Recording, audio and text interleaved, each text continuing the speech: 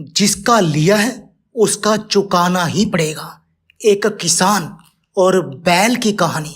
मित्रों, एक बार एक किसान का बैल मर गया, इसलिए वह एक साहूकार से ब्याज पर पैसे लेकर एक बड़ा हष्ट-पुष्ट और नौजवान बैल को खरीद कर लाया। पर दुर्भाग्य से वह बैल भी अड़ियल निकला। वह थोड़ी दूर चलता था और चलकर बैठ जाता था। किसान उसे पीटता भी था, फिर भी वो उठाए नहीं उठता था। एक दिन उसे खेत की बुआई करनी थी, परंतु इसी बीच में बैल चलते चलते बैठ गया। अतः उसने बैल को उठाने का बहुत प्रयास किया, परंतु बैल नहीं उठा।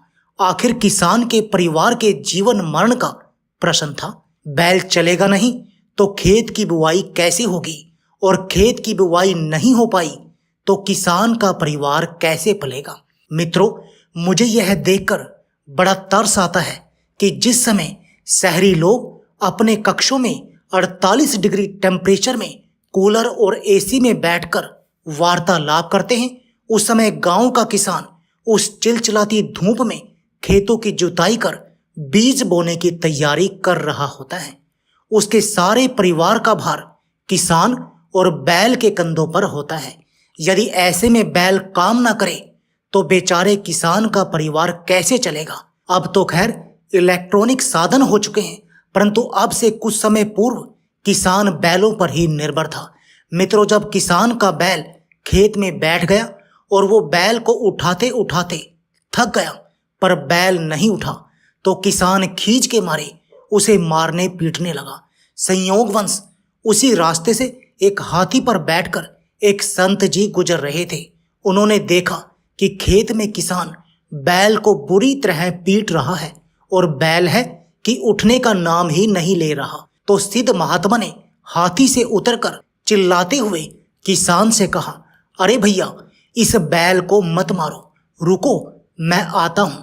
मित्रों, किसान ने घबराकर हल खोल दिया। इधर महात्मा जी हाथी से उतरकर आए और हाथ जोड़कर बैल को सादर प्रणाम किया, पर उसके कान में कुछ धीरे से कहा। बस फिर क्या था, बैल तो बिजली की गति से उठ खड़ा हुआ और वो चलने को आतुर हो रहा था। यह देखकर किसान की खुशी का ठिकाना न रहा। किसान ने सिद्ध महात्मा के चरणों में गिरते हुए कहा, महाराज, आपने बैल के कान में कौन सा मंत्र फूंक दिया जो बैल एकदम से उठकर खड़ा हो गया? यह मंत्र मुझे भी बता दो। गांव में और भी ऐसे निठल्ले बैल हैं, मैं उनके कान में मंत्र फूंककर उन्हें भी ठीक कर दूंगा।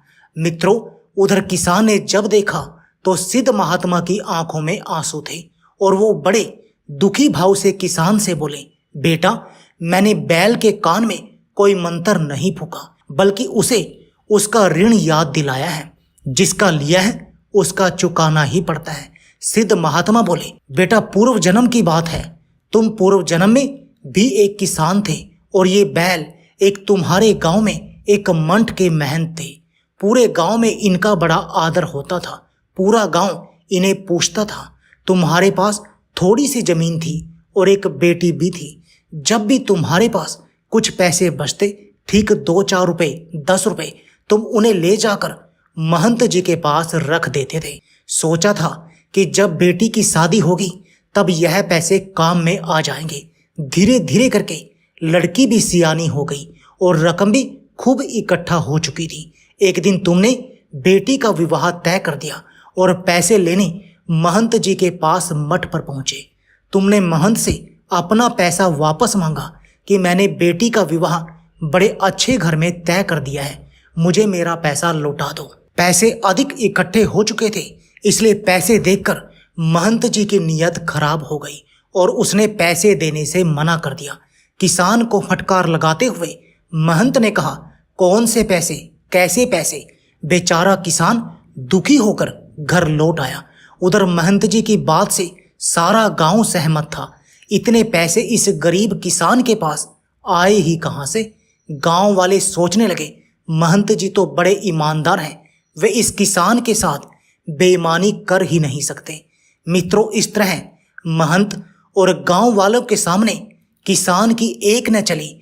बेचारे किसान ने जैसे तैसे कर्जा लेकर बेटी का विवाह तो कर दिया, पर बेईमानी के पाप ने महंत जी को बैल बना दिया और किसान आकर फिर किसान बन गया।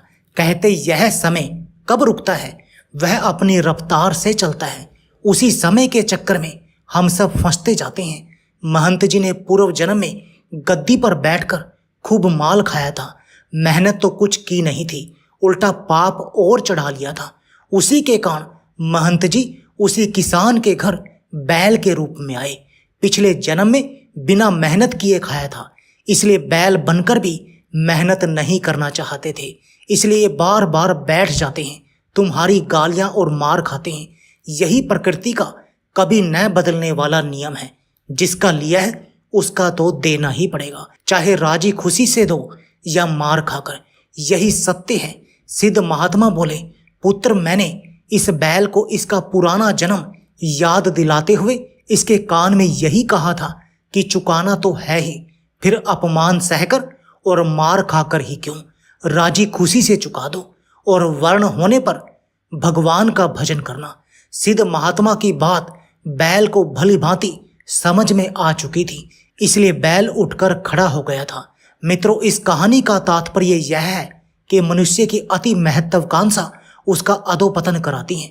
सुख की इच्छा रखने वाले पुरुष को चाहिए कि वो जैसे अपने आप को सुखी देखना चाहता है उसी प्रकार दूसरे को भी देखे, क्योंकि अपने और दूसरे में बराबर ही सुख और दुख होते हैं। दूसरे किसी जीव को जो सुख दिया जाता है वो सब आगे चलकर स्वयं को प्राप्त होता है।